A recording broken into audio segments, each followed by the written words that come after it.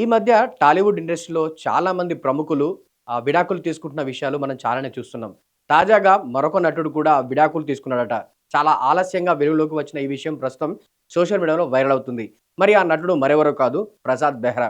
'మా విడాకులు' వెబ్ సిరీస్‌తో చాలా మందికి సుపరిచితమయ్యారు ప్రసాద్ బెహ్రా. ఆయన కామెడీ కంటెంట్‌తో వచ్చిన ఈ వెబ్ సిరీస్‌లో ప్రసాద్ సంబంధించిన కామెడీకి చాలా మంది ప్రేక్షకులు ఆయనకు ఫ్యాన్‌గా మారారు. ఇటీవల వచ్చిన 'కమిటీ కుర్రోళ్ళు' సినిమాలో కూడా ప్రసాద్ బెహ్రా ఒక కీలక పాత్ర పోషించిన విషయం తెలిసిందే. ఈ సినిమా బాక్సాఫీస్ దగ్గర మంచి విజయాన్ని సాధించింది.